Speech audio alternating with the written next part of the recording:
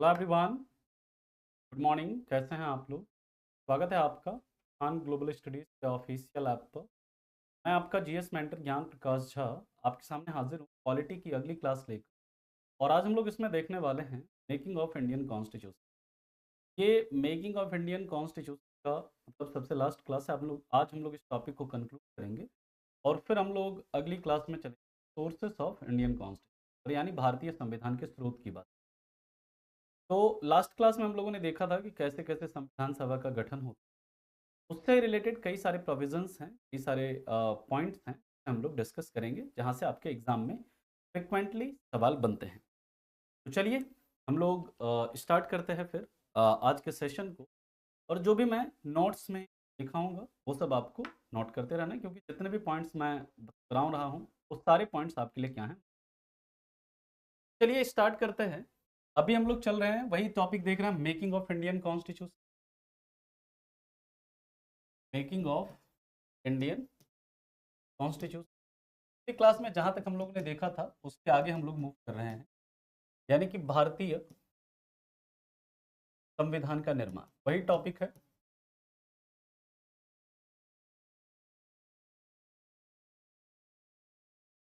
देखिए last class में हम लोगों ने देखा था कि संविधान सभा में जो सदस्य चुनकर आए थे, टोटल 389 सदस्य।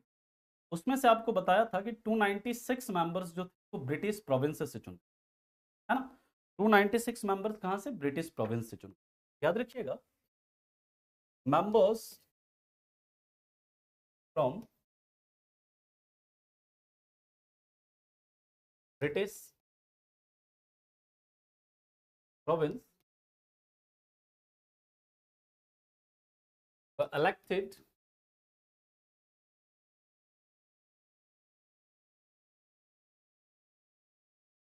या ऐसे लिख लीजिए, seats British province, seats in British province, ऐसे लिख लीजिए, seats in British province were allocated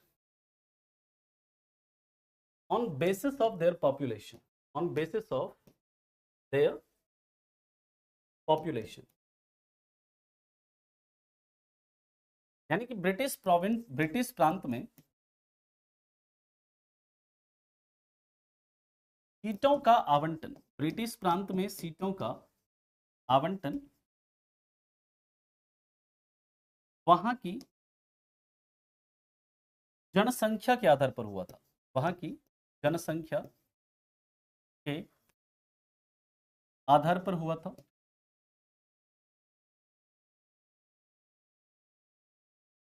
और याद रखिएगा, हर 10 लाख की जनसंख्या पर, फॉर एवरी 10 लाख पॉपुलेशन, एक सीट जो था, एक मतलब सीट जो था वो क्या गया था? एलोकेट किया गया था। ठीक है, याद रखिएगा, ऑन एवरी 10 लाख पॉपुलेशन,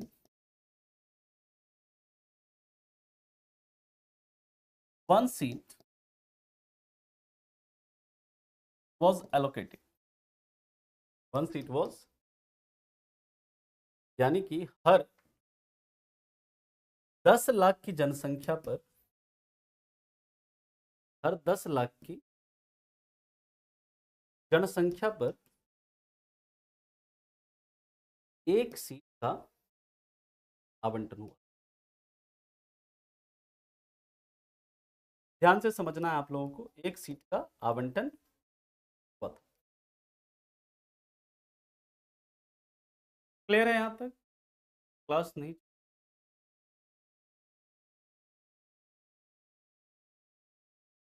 एक मिनट, देख रहे हैं, वेट वेट।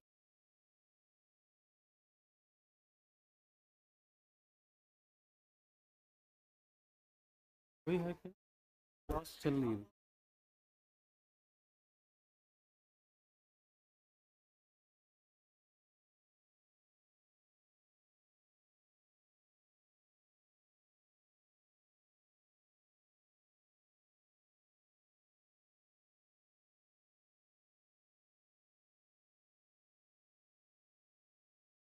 चल रही है?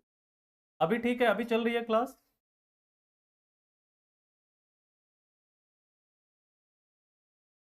अभी क्लास चल रही है? ओके, जिनका नहीं चल रहा है वो एक बार रिफ्रेश कर लें, है ना, तो क्लास चलने लग जाएगी। एक बार ऐप को बंद करके फिर से चला लें, रिफ्रेश कर लें, चलने लगेगी। तो मैंने आपको ये बताया कि जो ब्रिटिश प्रोविंस थे उस समय, जो ब्रिटिश प्रांत थे, वहां पर जो सीटों का आवंटन हुआ था, सीटों को जो एलोकेट किया गया था, वो उनकी जनसंख्या के आधार पर, वो उनके पॉपुलेशन के आधार पर किया। और हर 10 लाख की जनसंख्या पर, for each and every 10 lakh population, एक सीट क्या की गई थी, आवंटित की गई। क्लियर है यहां तक सभी को? अब इसके बाद याद रखिएगा, जो ये सीटों का जो मतलब बांटी, सीटों को क्या हुआ था, तीन कम्युनिटी में बांटा गया था। सीटों को तीन कम्युनिटी में बांटा गया था, इस चीज को याद रखिए। मैंने फिर से आपको बताया कि जो ब्रिटिश प्रोविंसेस में सीटों का जो आवंटन हुआ था, उनके जनसंख्या के आधार पर, उनके पॉपुलेशन के आधार पर, और हर 10 लाख की सीट पर, हर 10 लाख के मतलब पॉपुलेशन पर एक सीट आवंटित की गई। अब यहां पर जो सीटें थी ना, उनको तीन कम्युनिटी में बांटा गया था। Seats were allocated among three community. ये सब पॉइंट हैं ऐसे जहां से आपके एग्जाम में सवाल बनेंगे। यानी कि सीटों को तीन समुदाय में बांटा गया था, तीन समुदाय में बांटा गया था, समझना है, बांटा गया था। और ये तीन समुदाय कौन थे? तो ये तीन समुदाय थे दोस्तों, याद रखिएगा। पहला जनरल, जनरल यानी सामान्य। दूसरा मुस्लिम यानी मुसलमान, या मुस्लिम लिख सकते। और तीसरा सिख, सिख यानी कि तीसरा जो था वो सिख कौम। यानी सीटों को इन तीन समुदाय में क्या किया गया था, बांटा गया था। आप याद रखें। अब इसके बाद क्या होता है, संविधान सभा जो है ना, संविधान सभा का जो गठन होता है वो जाकर कब होता है? तो याद रखिएगा, नवंबर, है ना, 1949 में। ठीक है, और पहली जो बैठक होती है इसकी, हम लोग इसके आगे चलते हैं, पहले यहां तक आप लोग नोट कर लें।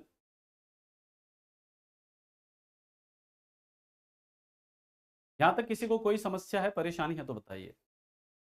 ठीक है, मैं बैक स्लाइड फिर से कर दूं। कोई नहीं, लिख लीजिए, पिछली स्लाइड मैंने कर दी है। यहां तक किसी को कोई डाउट है तो आप बता सकते हैं। चलें आगे। जयप्रकाश जी, क्लास को एक बार रिफ्रेश कर लीजिए, है ना, क्लास को एक बार रिफ्रेश कर लीजिए। अपडेट मतलब ऐप को बंद करके एक बार फिर से ओपन करिए, क्लास चलने लग जाए। सभी को आ गया समझ में? आगे मूव करें,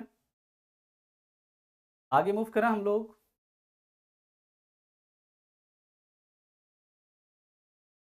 हाँ जी,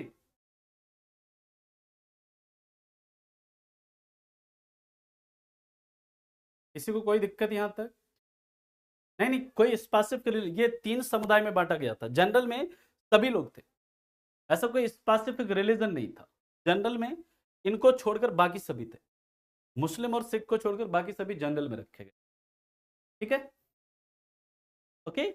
यानी कि मैंने अभी तक क्या बताया आपको कि हर 10 लाख की जनसंख्या पर एक सीट आवंटित की गई थी, और सीटों को तीन समुदाय में बांटा गया था, सामान्य, मुस्लिम और सिख में। जनरल, मुस्लिम और सिख में एलोकेट किया गया था। ठीक है, अब चलते हैं इसके आगे। तो याद रखिएगा, संविधान सभा की पहली बैठक बहुत इंपॉर्टेंट है। मतलब संविधान सभा की पहली बैठक 9 दिसंबर 1946 को हुई। First meeting of Constituent Assembly was held on 9th of December 1946। यानी संविधान सभा की जो पहली बैठक होती है वो कब होती है? 9 दिसंबर 1946 को होती है।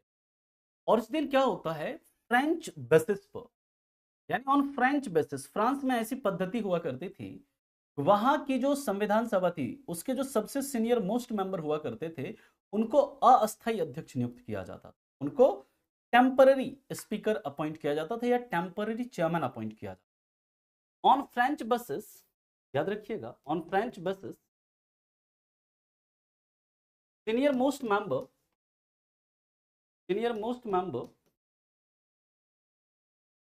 of Constituent Assembly, Sachchidanand Sinha, doctor Sachchidanand Sinha,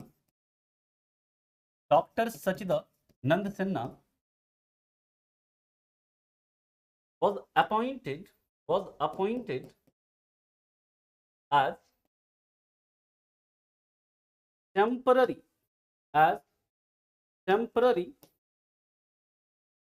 temporary chairman of Constituent Assembly। याद रखिएगा, फ्रांसीसी पद्धति या फ्रांसीय पद्धति के आधार पर संविधान सभा के वरिष्ठ सदस्य को, संविधान सभा के सबसे वरिष्ठ सदस्य, संविधान सभा के सबसे वरिष्ठ सदस्य डॉक्टर सच्चिदानंद सिन्हा को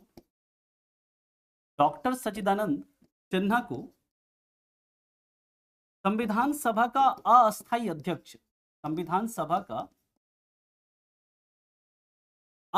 अध्यक्ष अपॉइंट किया गया। संविधान सभा का अस्थायी अध्यक्ष चुना गया। पहली मीटिंग के दिन ऐसा होता है, फर्स्ट मीटिंग के दिन ऐसा होता है। ठीक है,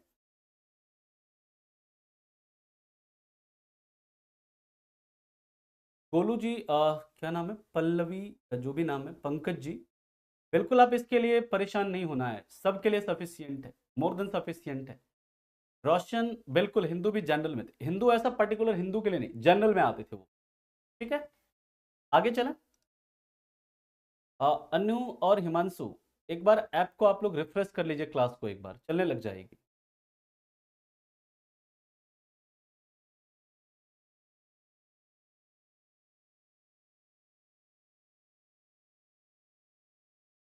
आगे चला, हम लोग नेक्स्ट पॉइंट पर मूव करें। अब हम लोग बात करते हैं इसके बाद क्या होता है, यानी कि क्या हुआ पहले मीटिंग के दिन। पहला मीटिंग कब हुआ? 9 दिसंबर 1946 को। और इस दिन दोस्तों फ्रांसीय पद्धति के अनुसार क्या होता है, संविधान सभा के जो सबसे सीनियर मोस्ट मेंबर होते हैं, ठीक है, कॉन्स्टिट्यूएंट असेंबली है, मनासीस जी, कॉन्स्टिट्यूएंट असेंबली का मतलब है, ये का मतलब है कॉन्स्टिट्यूएंट असेंबली, है ना, कॉन्स्टिट्यूएंट असेंबली। ठीक है, अनु एक बार आप क्लास को रिफ्रेश कर लीजिए क्लास को। आगे चला हम लोग, यहां तक किसी को कोई दिक्कत? याद रखिएगा, संविधान सभा की जब पहली बैठक हुई थी, संविधान सभा की पहली बैठक में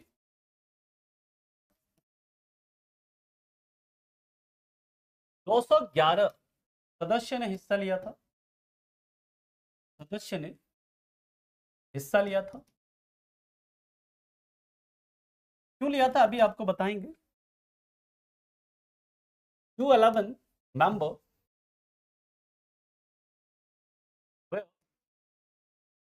participated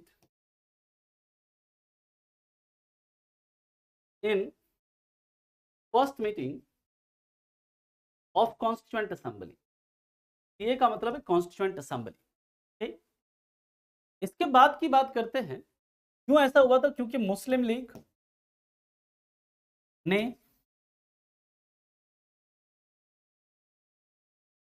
ने बहिष्कार किया, यानी इसका अपोज किया, तथा बहिष्कार किया किसने? मुस्लिम लीग ने इस संविधान सभा का, क्योंकि उनकी अलग पाकिस्तान की मांग थी। और दूसरा, प्रिंसली स्टेट यानी कि रियासतों, जो देसी रियासत थे, प्रिंसली स्टेट के सदस्यों ने हिस्सा नहीं लिया। प्रिंसली स्टेट के सदस्यों ने हिस्सा नहीं लिया, यानी उन्होंने कहा नहीं, हमारी सारी शक्तियां इससे क्या हो जाएगी? समाप्त हो जाएगी। इसलिए वहां के सदस्यों ने हिस्सा नहीं लिया। इसलिए इसके कारण क्या होता है कि संविधान सभा में सिर्फ और सिर्फ जो पहली बैठक होती है उसमें कितने मेंबर पार्टिसिपेट करते हैं?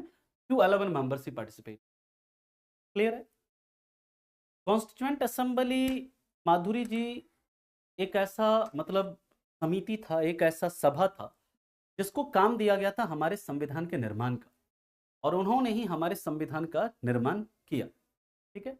आवंटन का मतलब होता है एलोकेट करना, है ना। एलोकेट करना मतलब कि जैसे पूरा देश है, देश में जैसे मान लीजिए कि टोटल कई सारे प्रांत हैं, उसमें कहां पर कितनी सीटें होगी उसी को बोलते हैं आवंटन या एलोकेशन। निकुल प्रजापति जी बना सकते हैं, है ना, लेकिन उसको मानना या नहीं मानना वो मतलब पार्लियामेंट के ऊपर निर्भर करेगा। यहां तक किसी को कोई दिक्कत? आगे चला हम लोग। ये जितने भी पॉइंट मैं आपको करवा रहा हूं, जितने पॉइंट मैं आपको लिखा रहा हूं, ये सारे पॉइंट आपके लिए बहुत इंपॉर्टेंट हैं, क्योंकि सभी पॉइंट से आपके एग्जाम में सवाल बनता है। Two 11 member were participated in first meeting of constituent assembly. क्यों 211 सदस्यों ने ही पार्टिसिपेट किया था? क्योंकि मुस्लिम लीग ने इसका बहिष्कार किया, और प्रिंसली स्टेट के सदस्यों ने, जो देसी रियासत थी उसके सदस्यों ने इसमें क्या किया? हिस्सा नहीं लिया। ठीक है। इसके बाद क्या होता है? संविधान सभा की दूसरी बैठक कब होती है? तो याद रखिएगा, कॉन्स्टिट्यूएंट असेंबली यानी ये संविधान सभा है कि दूसरी बैठक कब होती है? 11 दिसंबर 1946, यानी सेकेंड मीटिंग कब होती है? Second meeting was held on 11th of December 1946। इस दिन क्या होता है याद रखिएगा, जो परमानेंट चेयरमैन इसके चुने जाते हैं, परमानेंट चेयरमैन कौन चुने जाते हैं? परमानेंट चेयरमैन जो चुने जाते हैं वो चुने जाते हैं डॉक्टर राजेंद्र प्रसाद। डॉक्टर राजेंद्र प्रसाद इस दिन दूसरा जो मीटिंग होता है उस दिन अस्थाई अध्यक्ष चुने जाते हैं। अस्थाई अध्यक्ष चुने जाते हैं कौन? डॉक्टर राजेंद्र प्रसाद। और दोस्तों इस दिन याद रखिएगा दो वाइस चेयरमैन चुने जाते हैं। दो वाइस चेयरमैन, दो उपाध्यक्ष चुने जाते हैं। उपाध्यक्ष कितने थे? दो थे। वाइस चेयरमैन कितने थे? दो थे। कौन कौन थे? तो याद रखिएगा, एक थे जिनका नाम था एच सी मुखर्जी या फिर हरिश्चंद्र कुंवर मुखर्जी, और दूसरे थे बीटी कृष्णामाचारी।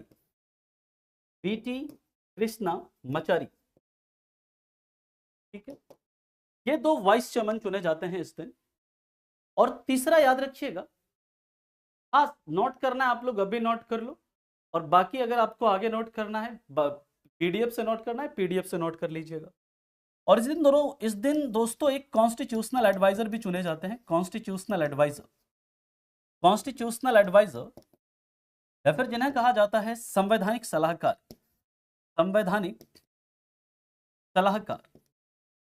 संवैधानिक सलाहकार किसे चुना गया? ये दोस्तों चुना जाता है किसे? तो याद रखिएगा बीएन राव को।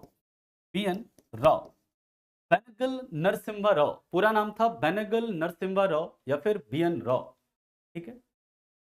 अभी आते हैं आकाश जी, अभी उस मुद्दे पर आते हैं, है ना। पहली मीटिंग में डॉक्टर सच्चिदानंद सिन्हा थे। फ्रेंच बेसिस के आधार पर, फ्रांस में ऐसा हुआ करता था कि जो सबसे सीनियर मोस्ट मेंबर हुआ करते थे उनको इसका अध्यक्ष चुना जाता। उसी आधार पर इस दिन, पहले मीटिंग के दिन, डॉक्टर सच्चिदानंद सिन्हा जो कि बिहार से थे, उनको इसका अस्थायी अध्यक्ष चुना। ठीक है। अभी बात करते हैं आकाश जी, उसके ऊपर आते हैं। यहां तक किसी को कोई दिक्कत है, परेशानी है तो आप बताइए, फिर हम चलते हैं इसके आगे अगले पॉइंट। ये सभी नाम आपको याद रखने हैं, डेट भी आपको याद रखना है, क्योंकि सारे के सारे पॉइंट इंपॉर्टेंट है ना। चला आगे, आ गया समझ में? यहां पर देखिए मैंने लिखा हुआ, बकायदा लिख दिया है, पहली मीटिंग में जो अध्यक्ष थे वो कौन थे? डॉक्टर सच्चिदानंद सिन्हा, है ना, डॉक्टर सच्चिदानंद सिन्हा। ठीक है, पहले मीटिंग के अंदर चुना गया था। चलिए नेक्स्ट पॉइंट लिखें, फिर इसके बाद हम लोग चलते हैं इसके आगे। यहां तक किसी को कोई दिक्कत, किसी को कोई परेशानी यहां तक?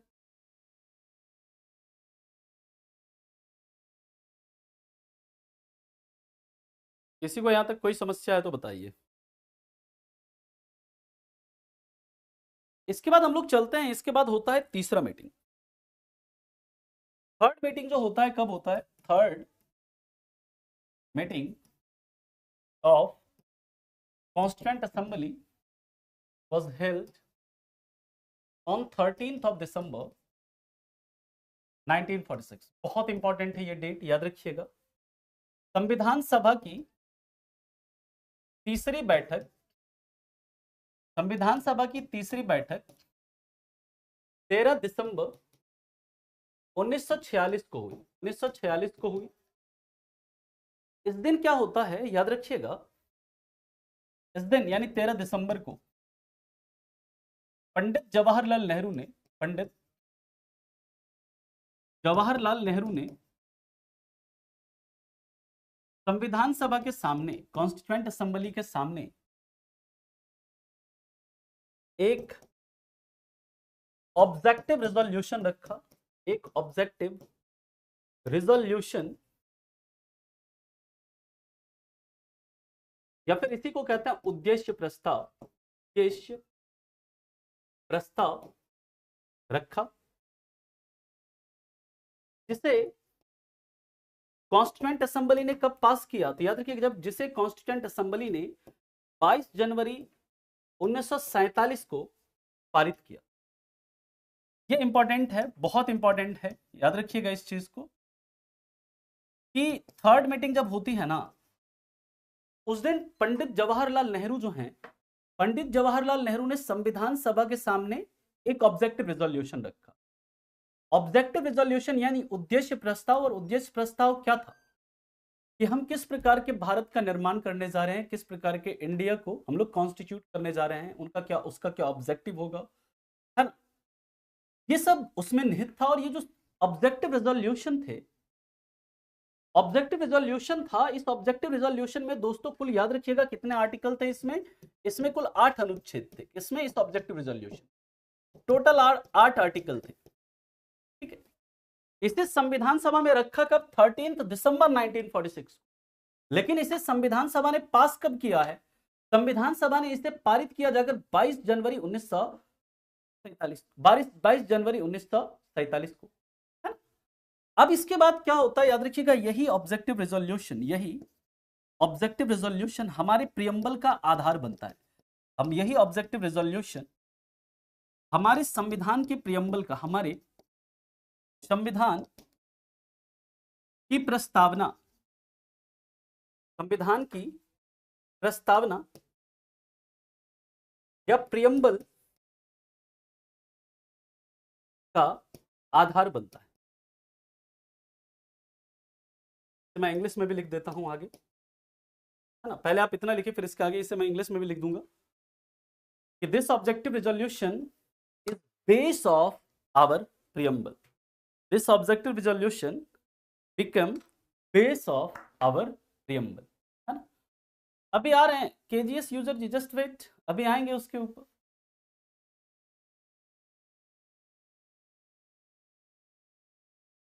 क्योंकि परमानेंट इसलिए नहीं किया गया था उनको, क्योंकि संविधान सभा के जो अध्यक्ष का चुनाव होगा वो संविधान सभा के साधारण बहुमत से होगा। जैसे वर्तमान में होता है ना, लोकसभा की पहली बैठक होती है तो उस दिन प्रोटेम स्पीकर चुने जाते हैं, जो भी सबसे सीनियर मोस्ट मेंबर होते हैं वो चुना जाता है।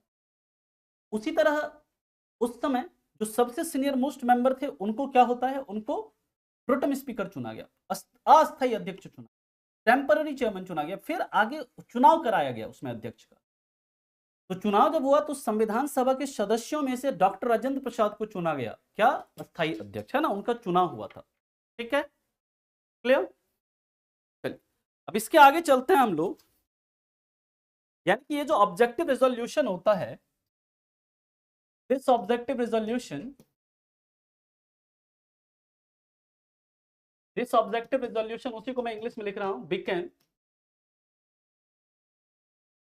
Base of our preamble, became base of our preamble. अब इसके बाद क्या होता है, इसके बाद जो अगली घटना होती है, याद रखिएगा, वो होती है, उसके बाद आता है इंडियन इंडिपेंडेंस एक्ट,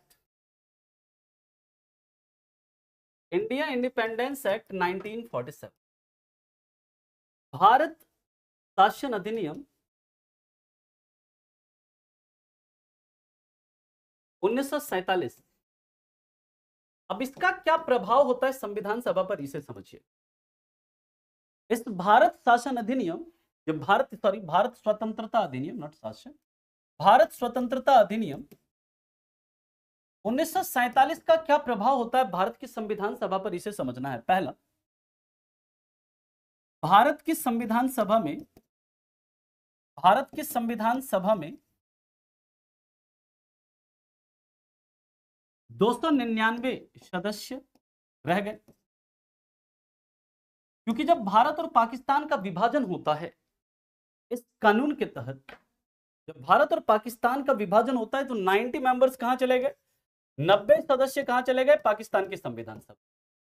90 सदस्य किधर चले गए, पाकिस्तान की संविधान सभा में। पाकिस्तान की संविधान सभा थी, वहां चले गए, तो भारत की संविधान सभा में कितने मेंबर रह गए, मात्र 299 मेंबर। 299 मेंबर्स were left, या ऐसे लिख लिए 299 member in constituent assembly of India. इतने मेंबर्स रह जाते हैं भारत की संविधान सभा में। अब इस 299 मेंबर में से भी याद रखिएगा, इस 299 मेंबर्स में से भी बहुत इंपॉर्टेंट है, समझना है, इस 299 मेंबर्स में से 229 मेंबर्स कहां से थे, 229 मेंबर्स थे ब्रिटिश प्रांत से। 229 मेंबर्स कहां से थे, ब्रिटिश प्रोविंस या ब्रिटिश प्रांत से। और 70 मेंबर्स इसमें कहां से थे, 70 मेंबर्स इसमें कहां से थे, प्रिंसली स्टेट से। प्रिंसली स्टेट यानी कि देसी रियासतों से थे। ध्यान से मेरी बात को समझना। 90 मेंबर्स कहां चले गए, पाकिस्तान की संविधान सभा में चले गए। तो भारत की संविधान सभा में 299 सदस्य रह जाते हैं, और इन 299 सदस्यों में से भी 229 ब्रिटिश प्रांत से चुनकर आते हैं, और 70 कहां से आते हैं, प्रिंसली स्टेट से चुनकर। इस 299 सदस्यों में याद रखिएगा, इसमें से महिला कितनी थी, 9 वुमन थी। 389 मेंबर्स में से 389 मेंबर जब था तो उसमें कितनी महिलाएं थी, 15। लेकिन जब 299 मेंबर्स रह जाते हैं भारत की संविधान सभा में, तो कितने मेंबर रह जाते हैं, तो कितनी महिला सदस्य रहती है इसमें, 9 महिला सदस्य रहती, 9 वुमन मेंबर रहती है। इस चीज को आप याद रखें, इसे आप लोग लिखिए पहले, फिर चलेंगे इसके आगे, अगले पॉइंट को डिस्कस करेंगे। ये जितने भी पॉइंट हैं सारे पॉइंट बहुत इंपॉर्टेंट हैं, है ना, इस चीज को भी आप याद रखेंगे। ठीक है, क्लियर है, किसी को कोई दिक्कत यहां तक, सारे एक एक पॉइंट आपके एग्जामिनेशन के पॉइंट ऑफ व्यू से यहां पर इंपॉर्टेंट है। अगर मैं कोई भी पॉइंट लिख रहा हूं तो समझिए वो आपके एग्जाम के लिए बहुत इंपॉर्टेंट है। इसके बाद हम लोग चलते हैं इसके आगे, अगले पॉइंट के आगे। ये इंडियन इंडिपेंडेंस एक्ट का जो आधार बनता है ना, वो बनता है माउंटबेटन प्लान, माउंटबेटन योजना, जिसे 3 जून योजना भी कहा जाता है। उसी माउंटबेटन प्लान के आधार पर यह आता है इंडियन इंडिपेंडेंस एक्ट आता है। ठीक है, प्रिंसली स्टेट का हिंदी होता है देसी रियासत, देसी रियासत आफ्ताब, है ना, देसी रियासत। वो इंपॉर्टेंट नहीं है आस्तीन, कभी नहीं पूछा गया एग्जाम में, और ये नाम याद रखना जरूरी नहीं है ना। इसमें जैसे राजकुमारी अमृत कौर थी, है ना, एक प्रमुख का नाम अगर आपको याद रखना है, वो पाकिस्तान चले गए, पाकिस्तान प्रांत से थे वो, तो वो पाकिस्तान चले गए। ठीक है, आगे चले हम लोग, किसी को कोई दिक्कत इसमें। अब देखिए इसके आगे की बात करते हैं, तो क्या होता है, इसका प्रभाव क्या होता है संविधान सभा पर। 1947 के बाद constituent assembly, constituent assembly became a fully sovereign body, became a fully sovereign body। इसका मतलब क्या है, कि संविधान सभा एक पूर्ण संप्रभु निकाय बन गई। संविधान सभा एक संपूर्ण संप्रभु निकाय बन गई। ये प्रभाव पड़ा किस पर, संप्रभु निकाय बन गई, यानी जैसे इंडियन इंडिपेंडेंस एक्ट पारित होता है ना, इसके बाद दोस्तों संविधान सभा जो है, संविधान सभा एक पूर्णतः संप्रभु निकाय बन गई। यानी कि कैसा संविधान बनाना है, किस तरह के कानून बनाने हैं, क्या बनाना है, सब ये अपना खुद से निर्णय लेगा। ये किसी अब ब्रिटिश सरकार का कोई प्रभाव नहीं रहेगा भारतीय संविधान के ऊपर, है ना। भारतीय संविधान सभा के ऊपर ब्रिटिश का कोई प्रभाव नहीं रहेगा, ये अपने हिसाब से जैसा संविधान बनाना है वो वैसा बना सकती है। ये संप्रभु निकाय बन गई, यानी कि अब इसमें सभी क्या निर्णय लेना है, कैसे निर्णय लेना है, क्या बनाना है, नहीं बनाना, ये सब इसके ऊपर डिपेंड करेगा। ठीक है, किसी बाहरी तत्व का इसके ऊपर अब प्रभाव नहीं रहेगा। ठीक है, अब हम लोग बात करते हैं इसके बाद क्या होता है। इसके बाद दोस्तों याद रखेंगे, संविधान सभा के दो कार्य हो गए, संविधान सभा के दो कार्य हो गए। इसके बाद संविधान सभा के दो कार्य हो गए, संविधान सभा के दो कार्य बन गए, दो कार्य हो गए इसके, है ना। पहला कार्य था संविधान का निर्माण। पहला कार्य क्या था इसका, संविधान का निर्माण, यानी कि मेकिंग ऑफ कॉन्स्टिट्यूशन। मेरी बात को बहुत ध्यान से समझिएगा, यानी संविधान सभा जो है, संविधान सभा के दो कार्य हो गए। एक तो मेकिंग ऑफ कॉन्स्टिट्यूशन यानी कि संविधान का निर्माण करना, और दूसरा क्या करना, दूसरा याद रखना कि संसद के रूप में कार्य करना, संसद के रूप में कार्य करना, संसद के रूप में कार्य करना, यानी work as parliament, work as parliament.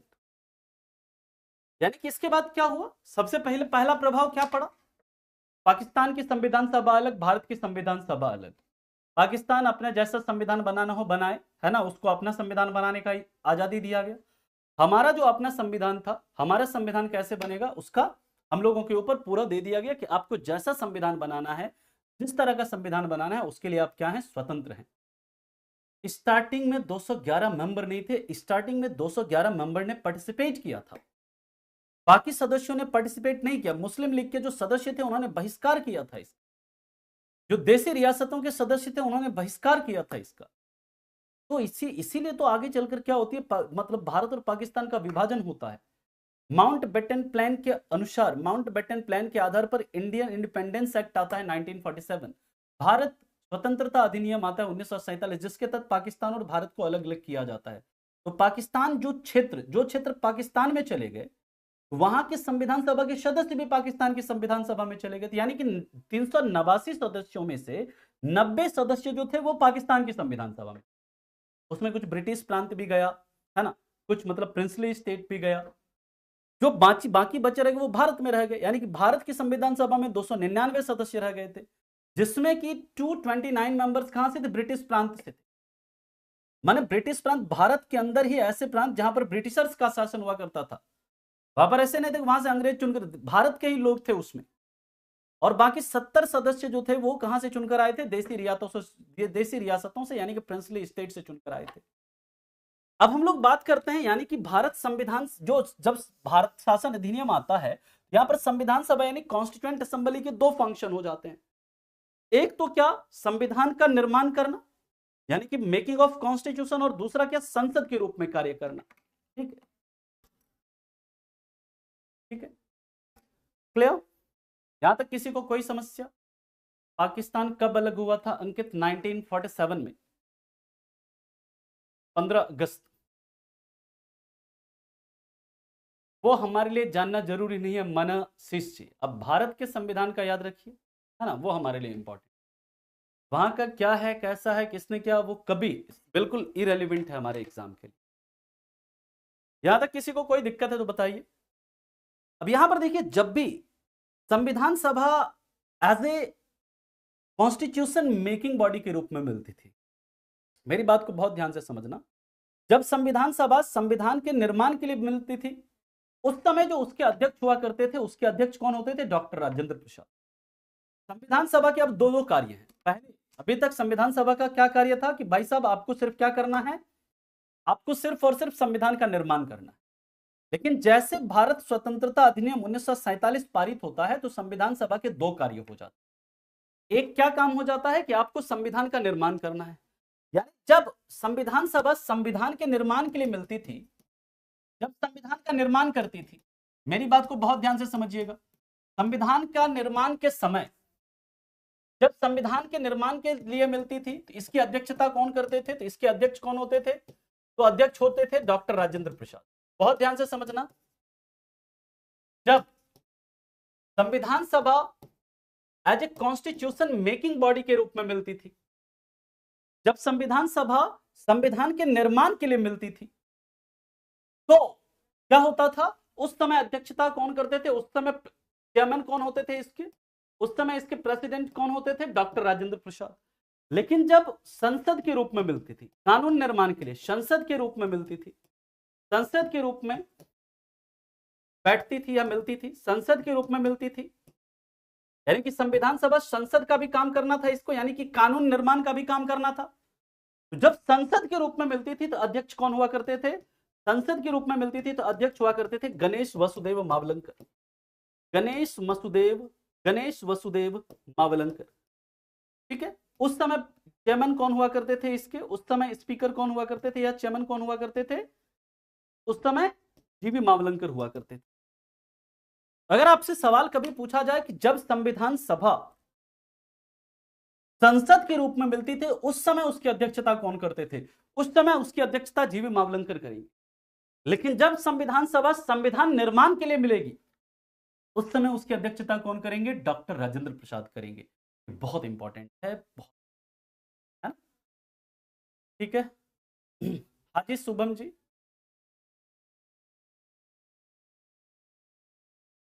ये असीन बिल्कुल इरेलीवेंट सवाल है ना? ये हमारे एग्जाम के लिए बिल्कुल भी रेलिवेंट नहीं है ना? तो अगर इन फ्यूचर अगर ऐसा होता है तो मतलब हो सकता है, आप लिख लीजिएगा। When Constituent Assembly meets as a constitution making body, then it is presided by Dr. Rajendra Prasad, and when Constituent Assembly meets as Parliament, यानी law making body, then it is presided by जीवी मावलंकर। अपने हिसाब से आप लिख सकते हैं।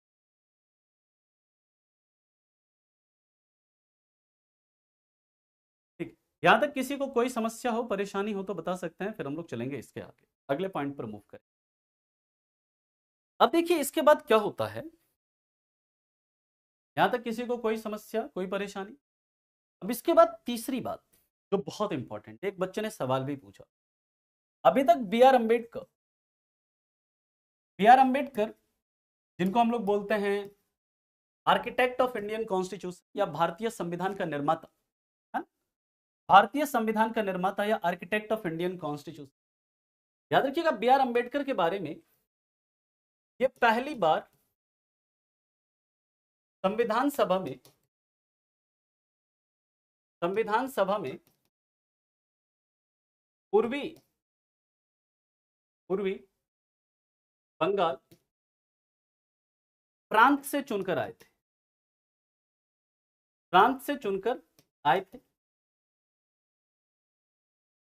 यानी कि जो डॉक्टर बी आर अम्बेडकर आए थे संविधान सभा में फर्स्ट टाइम जो ये इलेक्ट होकर आए थे, वो कहां से चुनकर आए थे? पूर्वी बंगाल से। लेकिन ये पूर्वी बंगाल कहां चला गया? पूर्वी बंगाल भारत के विभाजन के बाद पाकिस्तान में चला गया। पूर्वी बंगाल भारत के विभाजन के बाद कहां चला गया? पाकिस्तान में चला गया। बाद में यही आगे चलकर क्या, पूर्वी बंगाल आगे चलकर क्या होता है? 1971 में बांग्लादेश बनता है ना? यही आगे चलकर क्या बनता है? फिर बांग्लादेश। लेकिन उस समय कहां चला गया? ये पाकिस्तान में चला गया। अब डॉक्टर बी आर अम्बेडकर को भारतीय संविधान सभा में रखना है ना? बिल्कुल लाइव है सचिन। इनको भारतीय संविधान सभा में शामिल करना है डॉक्टर बी आर अम्बेडकर को, लेकिन इनका जो सीट था या जिस सीट से चुनकर आए थे वो पाकिस्तान में चला गया। अब क्या करेंगे?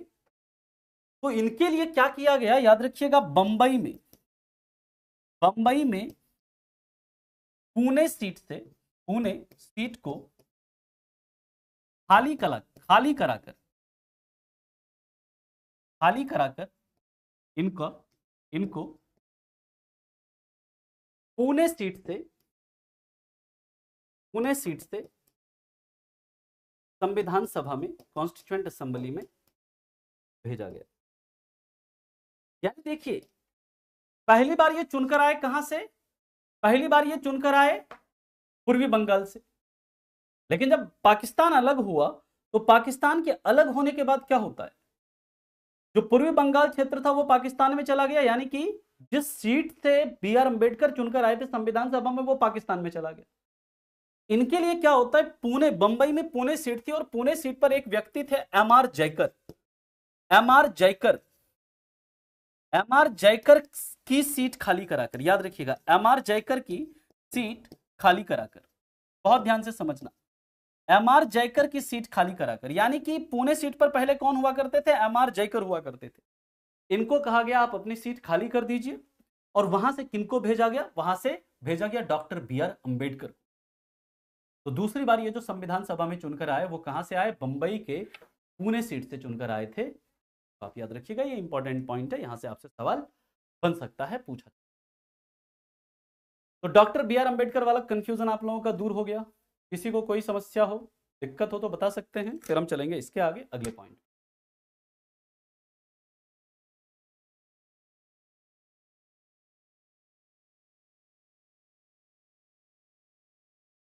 अभी ड्राफ्टिंग कमेटी वगैरह पर आते हैं, ठीक है। इंग्लिश में आप इसे लिखना है, इंग्लिश में मैं बोल देता हूं, आप लोग लिख लीजिएगा। Doctor B R Ambedkar first time he was elected from East Bengal. He was elected from East Bengal. लिख लीजिएगा, East Bengal become a part of Pakistan after partition of India.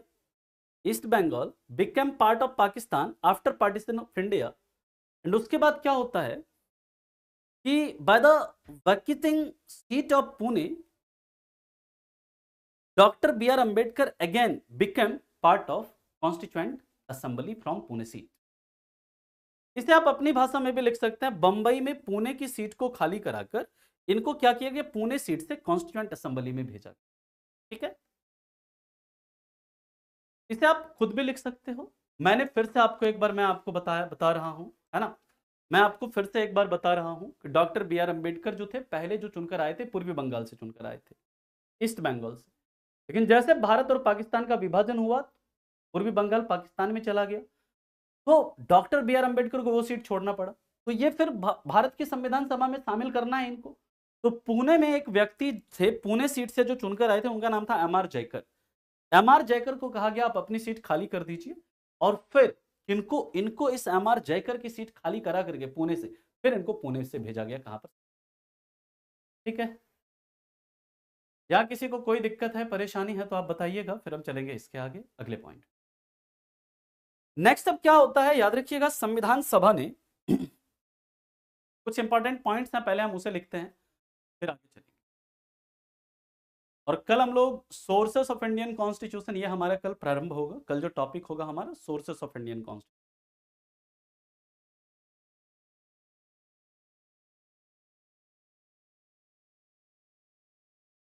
है ना।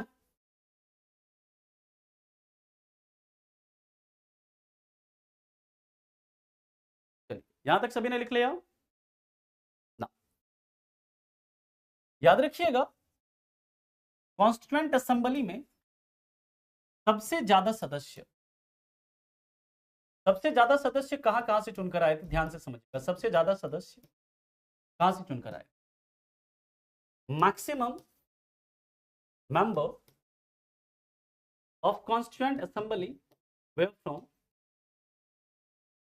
कहां से थे? तो याद रखिएगा, सबसे ज्यादा जो चुनकर आए थे वो आए थे यूनाइटेड प्रोविंस, यानी जो वर्तमान का यूपी है, उत्तर प्रदेश है। यूनाइटेड प्रोविंस जो है, यूनाइटेड प्रोविंस से 55 सदस्य चुनकर आए थे ब्रिटिश प्रांत में। दूसरा मद्रास जो प्रोविंस था, यहां से कितने मेंबर चुनकर आए थे? 49। और तीसरा बिहार से कितने मेंबर चुनकर आए थे? 36। यानी कि संविधान सभा में जो सबसे ज्यादा सदस्य चुनकर आए थे ब्रिटिश प्रोविंस में कहां से चुनकर आए थे? 55। मद्रास से कितने आए थे? 49। और बिहार से कितने आए थे? 36। ये ब्रिटिश प्रोविंस में सबसे ज्यादा सदस्य यहीं से थे। और दूसरी बात, नहीं थे सचिन जी, दूसरी बात याद रखिएगा, प्रिंसली स्टेट में से सबसे ज्यादा सदस्य कहां से आए थे? प्रिंसली स्टेट में सबसे ज्यादा मेंबर मैसूर से चुनकर आए थे। मैसूर से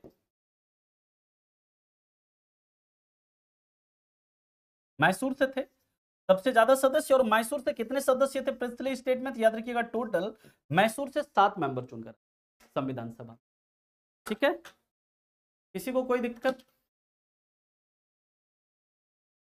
हाँ जी, यहां तक और किसी को कोई समस्या है तो बताओ, फिर चलेंगे इसके आगे।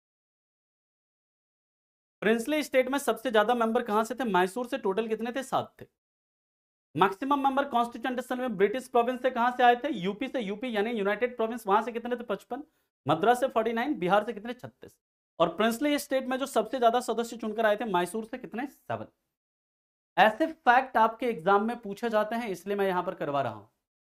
प्रीवियस ईयर के क्वेश्चन देखेंगे तो अब देखेंगे कि पूछा गया है। हिंदी में तो लिखा हुआ है भाई, केजीएस यूजर, इसका मैं क्या हिंदी में लिखूं? संयुक्त प्रांत लिख लीजिए, मद्रास लिख लीजिए, बिहार लिख लीजिए। प्रिंसली स्टेट को मैं 25 कई बार मैं हिंदी बोल चुका हूं, इसकी देसी रियासत।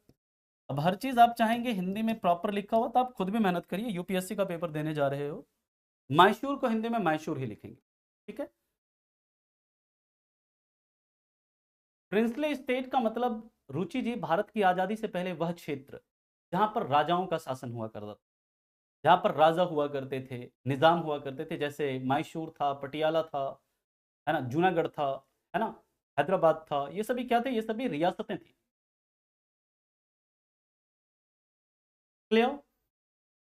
अब इसके बाद की बात करते हैं दोस्तों, तो याद रखिएगा नेक्स्ट पॉइंट पर हम लोग चलते हैं। यहां तक किसी को कोई समस्या है तो बता दो। ठीक है ना, याद रखिएगा संविधान सभा के कॉन्स्टिट्यूशन के निर्माण में, कॉन्स्टिट्यूशन या संविधान के निर्माण में कुल निर्माण में टोटल 64 लाख रुपए खर्च हुए।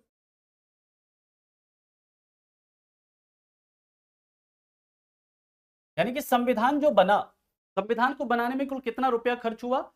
64 लाख रुपए खर्च हुए। इसके बाद याद रखिएगा दोस्तों, कॉन्स्टिट्यूशन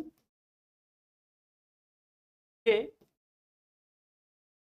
निर्माण में 2 वर्ष 11 महीने 18 दिन, ये सभी फैक्ट आपके एग्जाम में पूछे जाते हैं, का समय लगा।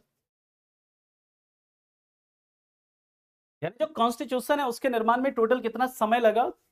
2 वर्ष 11 महीने 18 दिन, यानी 2 ईयर 11 मंथ एंड 18 डेज। याद रखिएगा कॉन्स्टिट्यूंट असेंबली की कुल 114 बैठक तथा 11 सत्र हुए। अगर सबसे लास्ट जो बैठक है उसको मिला दें तो उसको मिलाकर 12 सत्र।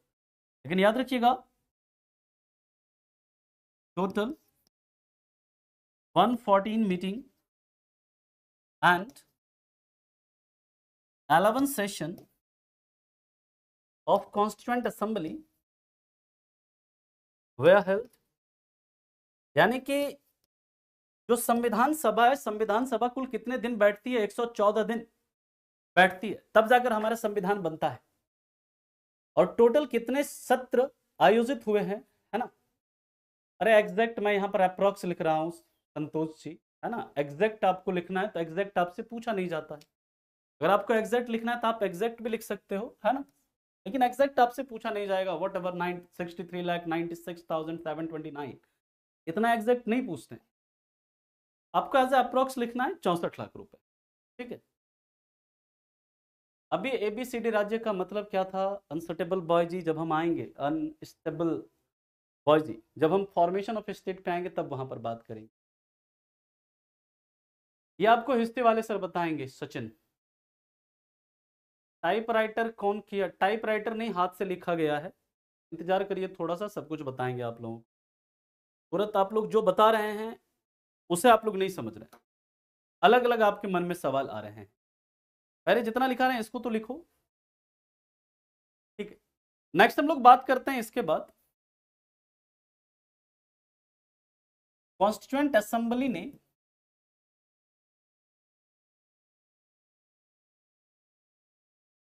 22 जुलाई 1947 को नेशनल फ्लैग यानी जो हमारा राष्ट्रीय ध्वज है, नेशनल फ्लैग के डिजाइन को अडॉप्ट किया, नेशनल फ्लैग के डिजाइन को अडॉप्ट किया। और नेशनल फ्लैग के डिजाइनर कौन थे? तो याद रखिएगा, नेशनल फ्लैग को किसने डिजाइन किया है? नेशनल फ्लैग को पिंगली वेंकैया, पिंगली वेंकैया ने डिजाइन किया है, डिजाइन किया है। ठीक है, इसके बाद याद रखिएगा 11 सेशन यानी कि 11 सत्र होते हैं जिसमें कि बैठक है। जैसे अभी पार्लियामेंट का पूरे वर्ष में 3 सेशन होता है ना, बजट, मानसून और विंटर, उसी तरह टोटल 11 सेशन होते हैं पूरे 2 वर्ष 11 महीने और 18 दिन में। ये असीन हम लोग हिस्ट्री पढ़ रहे हैं या पॉलिटी पढ़ रहे हैं? बताइए आप। हम लोग यहाँ पर पॉलिटी पढ़ रहे हैं। वहां पर क्यों अली जिन्ना ने क्यों किया था, कैसे हुआ उसका निर्माण, वो सब आपको हिस्ट्री में बताया जाएगा। ठीक है, क्लियर है? वो पूरा उसका रीजन, पूरा कहानी बताएंगे हिस्ट्री में आपको। नेक्स्ट हम लोग बात करते हैं इसके बाद, याद रखिएगा कि national song, national anthem, national song और नेशनल एंथम को, नेशनल सॉन्ग और नेशनल एंथम, देखिए नेशनल एंथम जो है वो क्या है? राष्ट्रगान, हम लोग हिंदी में बोलते हैं राष्ट्रगान या राष्ट्रीय गान। और ये क्या है? राष्ट्रगीत, राष्ट्रीय गीत। राष्ट्रीय गीत क्या है हमारा? वंदे मातरम, है ना। नेशनल एंथम को 24 जनवरी 1950 को अपनाया गया, अपनाया गया, है ना। 24 जनवरी 1950 को अपनाया गया। ठीक है, पहले आप इतना लिखिए फिर चलते हैं इसके आगे। यहां तक किसी को कोई समस्या है तो बताइए।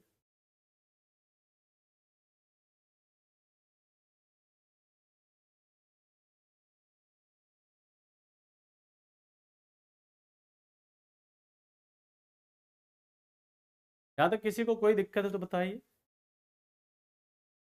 नहीं, नहीं था अनंत।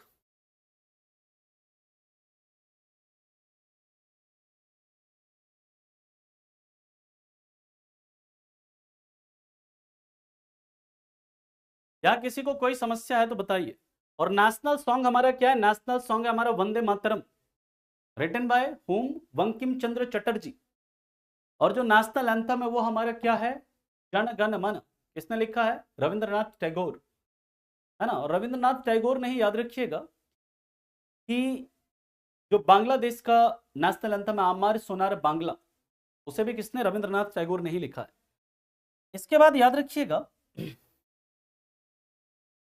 कॉन्स्टिट्यूएंट असेंबली ने 24 जनवरी 1950 को डॉक्टर राजेंद्र प्रसाद को, डॉक्टर राजेंद्र प्रसाद को इंडिया का प्रेसिडेंट, इंडिया का प्रेसिडेंट डिक्लेयर किया। इसी दिन संविधान सभा ने कहा कि भारत के जो राष्ट्रपति होंगे वो कौन होंगे? डॉक्टर राजेंद्र प्रसाद होंगे, डॉक्टर राजेंद्र प्रसाद होंगे। 24 सितंबर 1950 हुआ था। तुलिका किस दुनिया में है आप, है ना। 24 सितंबर 1950 नहीं ना। चलिए नेक्स्ट याद रखिएगा, संविधान सभा की अंतिम बैठक, अंतिम बैठक कब होती है? याद रखिएगा 24 जनवरी 1950 को होती है, 1950 को होती है अंतिम बैठक। लेकिन याद रखिएगा कॉन्स्टिट्यूएंट असेंबली में संविधान का 3 रीडिंग होता है, 3 रीडिंग होता है, यानी 3 इसे कहते हैं वाचन, यानी कि संविधान का कितना वाचन हुआ? 3 वाचन। वाचन का मतलब 3 बार संविधान को पढ़ा गया पूरे संविधान सभा में। ये कब कब हुआ है अभी हम लोग बात करेंगे, इसके ऊपर पूरे डिटेल में इसके ऊपर हम चर्चा करेंगे। पहले आप लोग इतना लिखिए, संविधान में संविधान सभा का 3 बार पाठन हुआ, 3 बार रीडिंग होता है। पहली बार जो संविधान सभा का, याद रखिएगा, जो ड्राफ्ट, पहला ड्राफ्ट जो तैयार किया जाता है ना संविधान सभा का, वो किसके द्वारा किया जाता है? वो किया जाता है पहला फर्स्ट ड्राफ्ट, यानी पहला प्रारूप कि हमारा संविधान कैसा होगा। बी आर अम्बेडकर के ऊपर अभी हम लोग आएंगे। पूरा B R Ambedkar drafting committee के चेयरमैन थे, लेकिन पहला जो ड्राफ्ट हमारे संविधान का तैयार किया गया था वो किया गया था किसके द्वारा? बी एन रॉ के द्वारा। और पहला ड्राफ्ट हमारे संविधान का बनकर तैयार कब होता है? 4 नवंबर 1948 को। और इस 4 नवंबर 1948 को हमारे संविधान का जो पहला वो है, उसको रखा जाता है संविधान सभा के सामने पढ़ने के लिए। 4 नवंबर को पहली बार संविधान सभा के सामने प्रथम पाठन होता है। 4 नवंबर 1948 पहले रीडिंग के लिए रखा जाता है। क्लियर है? दूसरा रीडिंग जो होता है दोस्तों, कब स्टार्ट होता है? याद रखिएगा, दूसरा रीडिंग स्टार्ट होता है 15 नवंबर 1948 को, और ये कब तक चलता है? 17 अक्टूबर 1949 तक चलता है ये सेकंड रीडिंग। वहां पर इतना समय क्यों लगा? क्योंकि उसमें क्लाउज बाय क्लाउज रीडिंग हुआ था, क्लाउज बाय क्लाउज रीडिंग हुआ था, है ना?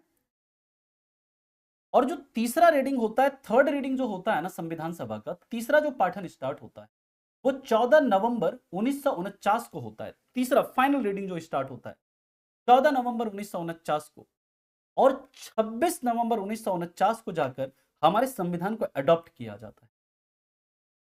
कुल 299 मेंबर्स थे संविधान सभा में उस समय भारत के अंदर, लेकिन उसमें से मात्र 284 मेंबर ने संविधान पर साइन किया। 284 सदस्य उपस्थित थे, और उन 284 सदस्यों ने संविधान के ऊपर हस्ताक्षर किया और संविधान को क्या किया? अपनाया। और इसलिए 26 नवंबर को क्या मनाते हैं हम लोग? संविधान दिवस मनाते हैं। उसी दिन हमारे देश में क्या मनाया जाता है?